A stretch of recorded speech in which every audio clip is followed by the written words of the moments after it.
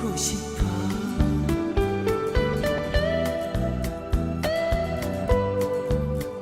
안녕하세요. 윤명철 교수의 역사대학입니다. 고구려의 원조선 계승성 연구라는 주제를 갖고 말씀을 드리겠습니다. 제가 이 주제를 갖고 첫 번째는 역사에서 계승성, 계통성이 얼마나 중요한 것인가, 그리고 우리는 계승성을 그동안 상당히 왜곡당하거나 미약하게 인식하고 있었다는 것을 말씀을 드렸고요. 그리고 두 번째 시간에는 고구려의 원조선 계승성을 입증하기 위해서 역사적 관점에서 살펴봤습니다. 그리고 그 다음 시간에는 고고학적 관점, 즉 다시 말씀드려서 고구려 지역에서 살았던 사람들이 남긴 유적과 유물, 그것이 원조선의 유적과 유물과 어떤 연관성이 있는가를 하나하나 제가 비교해서 입증해 드렸습니다. 그리고 이제 마지막이 되는데요. 사상적 관점에서 보는 겁니다. 사상이라는 건 상당히 중요하죠. 저는 개인적으로 고조선 사상 연구란 이런 제목의 논문도 발표하고 또 강의도 한 적이 있고 유튜브도 방영한 적이 있습니다. 그리고 그때 사용한 것 중에 하나가 바로 단군 신화였었거든요. 고구려의 원조선 계승성을 얘기할 때 사상적 관점 그러면은 그 중에서 가장 중요한 것이 역시 신화라고 볼 수밖에 없다는 겁니다. 그래서 어쩔 수 없이 단군 신화에 관한 부분은 다시 반복하는 수밖에 없고요. 가능한 한 축약해서 말씀을 드리고 주로 고구려 건국 신화를 중심으로 해서 양신화를 비교하겠습니다. 이를테면 구조적 관계, 그리고 각각의 신화들이 갖고 있는 신화소들이 있거든요. 단군 신화만 하더라도 제 분석에 따르면 24개의 신화소가 있습니다. 그리고 각 신화에서 보여지는 세계관이죠. 인간관을 비롯해서 운동관을 비롯해서 그리고 주체관이죠. 이런 것들을 비교해 보면서 정말 고구려는 원조선을 계승했구나, 이런 것을 입증해 보도록 하겠습니다. 그리고 또 하나 제가 중요하게 여기는 것은요, 장군청이라든가 광개토대왕 비라든가 이런 것들이 중요하고요. 그리고 결정적인 것은 바로 고분벽화라는 겁니다. 고구려는 고분벽화가 많이 있습니다. 북한 지역과 남한 지역에 한두 군데, 그리고 주로 만주 지역에 20여 개가 있어서요. 총 100여 개 이상의 벽화 고분들이 발견됐습니다. 그 고분에는 시기별로는 빠르면 4세기 후반부터, 그리고 남쪽에서는 보통 4세기 초부터 보고 있는데요. 이렇게 많은 고분들 속에서 그려져 있는 벽화들은 저는 단순한 것이 아니라 당시 고구려의 건국신화 아니면 고구려의 사상, 고구려에 전했던 설화들을 이야기의 형식을 빌어서 표현했다고 보는 겁니다. 따라서 여기에 나온 모든 것들을 자세히 보고 관찰하고 그 다음에 중요한 것들을 뽑아서 연결시키면 하나의 이야기가 전개가 되고, 그 이야기 속에서 우리는 또 하나의 알지 못했던 고구려의 건국 신화 또는 설을 알 수가 있고요. 그 속에 있는 여러 가지 사상과 의미, 아름다움도 찾고, 그리고 그것이 원조선과 어떤 계승성을 갖고 있는가도 밝혀낼 수 있다고 봅니다. 이런 것들을 갖고 제가 여러분들에게 강의를 하겠습니다. 단군신화는 우리 민족의 시원신화죠. 그러니까 우리 집단의 논리를 가장 먼저 가장 정확하게 반영한 것이고요. 거기에는 역사관, 세계관, 인간관 모든 것들이 잘 반영이 되어 있어요. 그래서 단군신화만 제대로 분석한다면 우리는 원래 우리가 출발했을 때 많은 것들을 알 수가 있어요. 그리고 당연히 역사는 계승성을 갖고 있지 않습니까?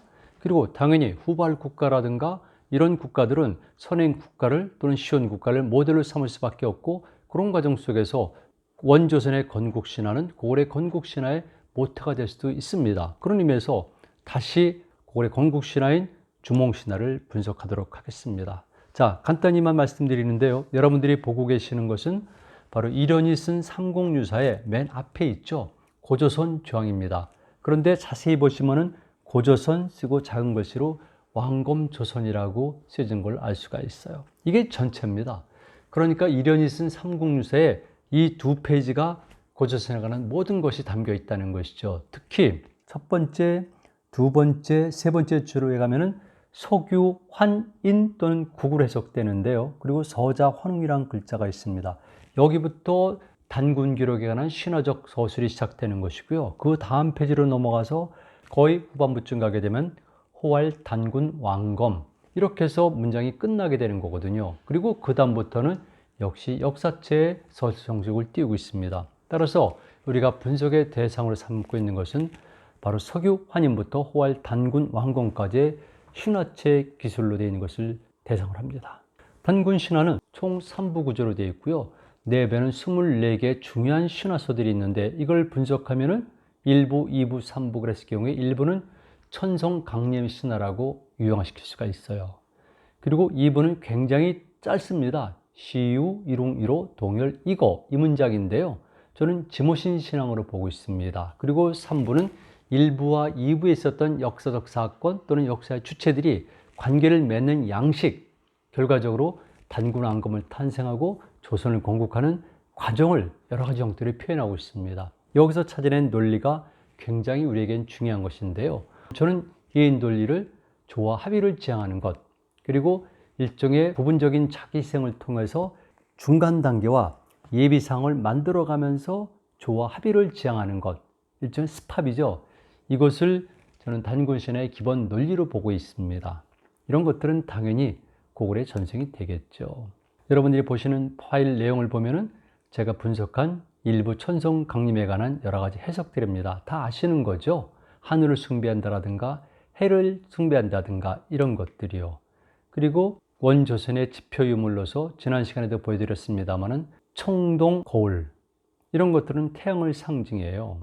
그리고 두 번째는 지모신 신앙 시유, 일룽, 이로, 동열, 이로 이랬을 경우에 요점만 말씀드리면 이때 곰은 초기에는 수렵삼림문화권이었을 때는 생물학적 의미의 곰, 즉 배였습니다마는 농경문화가 시작되고 그리고 청동기 문화 집단을 만날 때 이미 곰은 생물학적 의미가 아니라 지모신의 의미를 띄우고 있다라고 말씀드렸죠. 그래서 곰이란 것은 음상, 감, 검, 곰, 금, 개마, 고마 이렇게 되는 겁니다. 당연히 고구려도 그대로 계승이 되죠.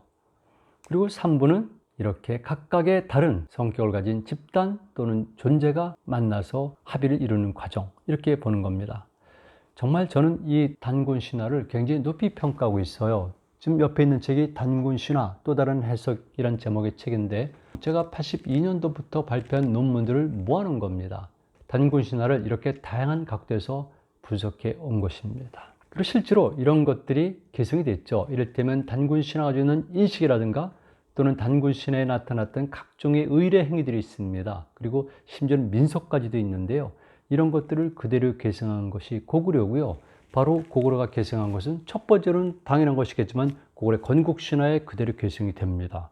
그리고 이런 것들은 다시 사료라든가 금성문이라든가 예술작품, 건축물 그리고 이런 것에 분명히 드러나 있고요. 그리고 역사 행위 속에서도 원조선을 계승했다는 것, 즉 다시 말씀드려서 단군 신화에 나타나 있는 다양한 인식과 의례, 지향성들이 표현되고 실천된다는 겁니다. 저는 그래서 동맹이라든가 서옥제 이런 것들마저도 결국은 원조선을 계승했다고 주장하고 있는 겁니다.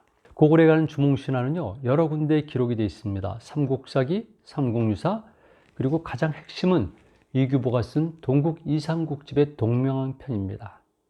우리는 사실은 신화가 별로 남아있지 않아요. 그리고 남아있는 신화도 너무나 점잖고 그리고 형식화되어 있습니다. 그런데 신화는 원래가 비논리적인 거거든요. 감성적이고 그럴 때는 비윤리적인 측면도 있고 그래야지 드라마틱하고 거기에 온갖 상징과 비유들이 들어있는데 그래도 우리에게 남아있는 신화들 그리고 건국 신화 가운데서 가장 백미는 동명편에 있는 내용이라고 봅니다. 그리고 이와 유사한 내용들이 중국설의 위서라든가 주서, 수서, 북사 그리고 논영이라든가 통전 등에 남아있어요. 그리고 금성문으로서는 여러분 잘 아시는 바로 광개토대왕 피문에도 있습니다. 첫 번째 줄, 두 번째 줄, 세 번째 줄, 네 번째 줄까지는 바로 고구려의 초기의 건국 과정, 즉 건국 신화가 표현이 되어 있습니다. 그리고 광개토 태양시대 때 만들어진 모두르총 또는 연모묘라고 부르는데요. 국내성했던 집안시에서 동쪽으로 쭉 나가다 보면 들판 한가운데 조금 압록강에서 떨어진 곳에 있는 것이 이 무덤인데요.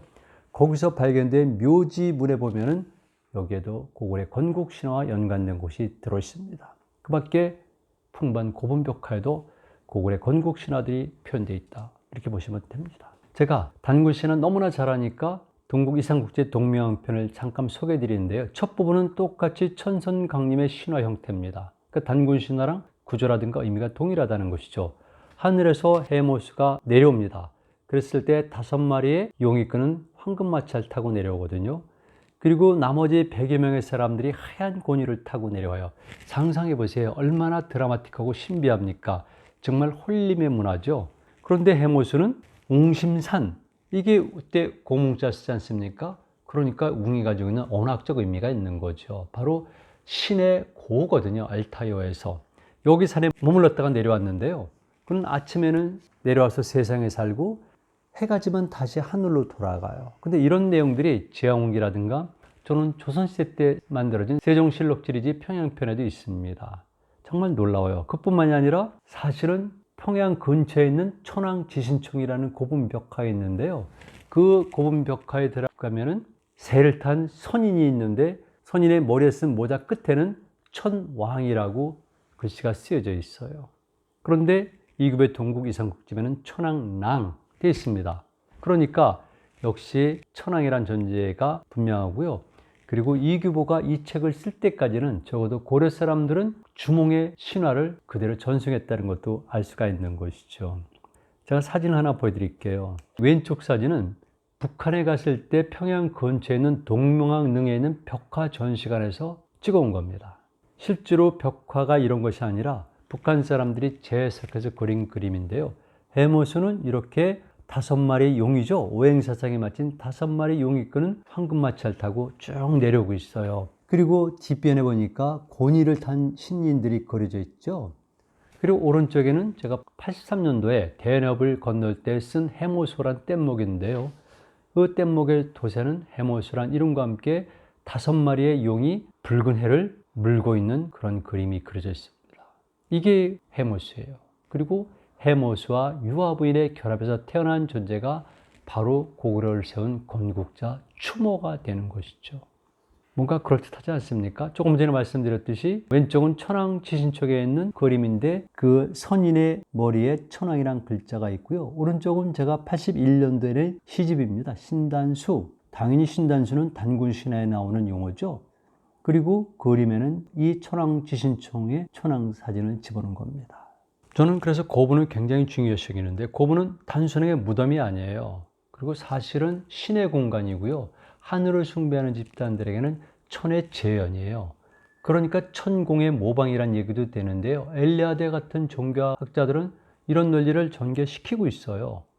그리고 또 한 가지는 거기에 그림을 그렸을 때 그 그림들은 동일한 시대 아니면 먼 훗날 자기 후손들에게도 이 역사라든가 또는 사상이라든가 또는 아름다움이라든가 특별한 메시지를 전달하는 공간으로 저는 해석을 하고 있는 거죠. 당연히 이 고분 벽화에는 고구려인들의 건국 과정이라든가 또는 천승배 신앙이라든가 또는 천선민족이라든가 이런 자의식이라든가 자신감들이 여러 가지 다양한 소재와 주제로 반영이 되어 있는 것이죠.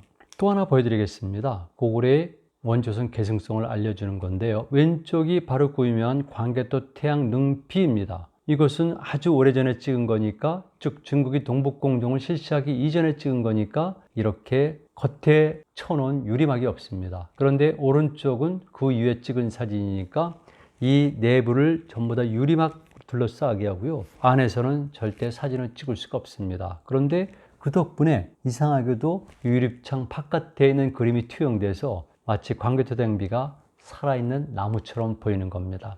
실질적으로 저는 광개토대왕비를 홀리스턴, 신령석이라고 논문에서 썼는데요. 이렇게 살아있는 생명체가 바로 광개토대왕 능피입니다. 저는 개인적으로 광개토대왕비에 관한 논문을 썼습니다. 광개토대왕비, 그리고 뷰티, 아름다움이죠. 로직, 이론이죠. 논리죠. 그리고 미닝, 의미, 이런 제목의 논문을 쓴 적이 있거든요. 그만큼 광개토대왕비는 특별한 겁니다.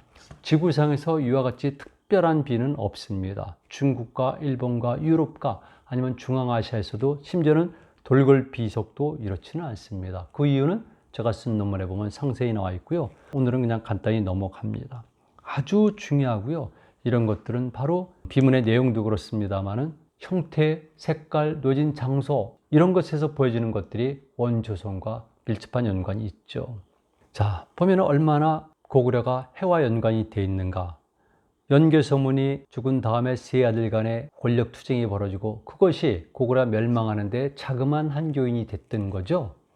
그랬을 경우에 첫째 아들이 있고 그 다음에 둘째 아들이 남산인데 장안 근처에 가면은 연남산에 묘지몽이 있습니다. 거기에 보면 주몽은 해를 품고 폐수에 임해서 도읍을 열었다. 그러니까 역시 중국의 사료라든가 아니면 고구려의 마지막에 중요한 귀족의 묘지명에도 바로 고구려의 건국시대인 주몽은 해와 연관이 됐다는 것을 알리고 있어요. 기본적으로 고구려는 해 자손이라는 의식이 아주 분명했던 겁니다.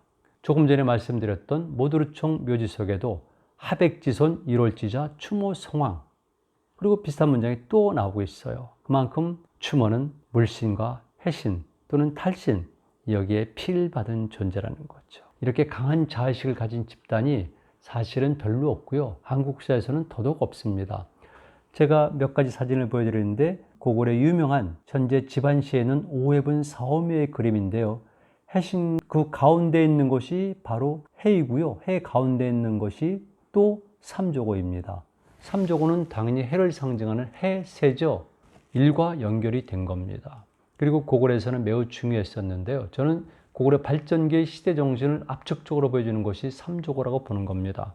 그런데 아래로 내려가서 보니까 일본 축구협회 엠블렘인데 일본은 이미 1920년대부터 이 삼조고를 가치를 인식하고 축구협회 엠블렘으로 삼았고 일본은 또 까마귀를 신령스럽게 보고 있거든요.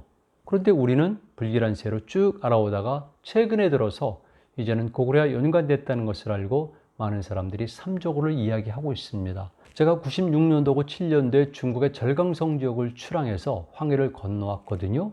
96년도에는 산동성에 도착했고 97년도에는 17만의 흑산도 뒤편에 도착했고 다시 인천까지 항해를 했습니다. 그때 동아지 중에 호에 도세 그린 그림이 바로 삼조고거든요. 여러분 보세요. 이게 삼조고입니다. 아주 유명한 화가죠. 강천모 회백이 그려준 건데 이렇게 삼조고는 고구려를 나타내는 것이고 고분벽화 또는 일본에서 그리고 저해에서 다시 부각이 되고 지금 많은 사람들이 삼조고를 이야기하고 있습니다. 그런데 삼조고가 정말 중요한 것은 해를 상징한다는 의미도 있지만 저는 수리의 의미도 중요하다고 봅니다. 자세히 보시면 알겠지만 삼조고는 다리가 3개이기 때문에 삼족오거든요. 그리고 날개가 2개가 있지만 머리에 뿔이 달렸습니다. 그리스 신화에는 유니콘처럼 머리에 뿔이 달렸거든요. 이건 특별한 의미가 있는 거죠. 그래서 형태만 보게 되면 1, 2, 3이 되고요. 다시 3, 2, 1이 됩니다. 그럼 많은 분들이 금방 떠오르셨겠지만 천부경이라든가 3일신과랑 직결된 내용을 알 수가 있고요. 실제적으로 그런 측면이 많이 있습니다. 그리고 단군 신화는 3회 구조로 되어 있다는 것이 제가 이미 82년도쯤에 쓴 논문에 얘기를 했고요. 그리고 지금까지도 꾸준히 여러 곳에서 3회 논리를 전개하고 있습니다. 그렇다면 삼조고는 우리에게 정말 중요하고 당연히 고구려가 원조선을 계승했다면 고구려의 건국신화도 3회 논리로 되어 있구나. 이걸 알 수가 있고 저는 실제로 분석하니까 고구려의 건국신화도 역시 3회 논리로 되어 있는 겁니다. 그래서 고구려는 이렇게 사상적 측면에서도 계승했구나. 이걸 알 수가 있죠. 다음에는 웅의 존재를 갖고 말씀을 드리는데요.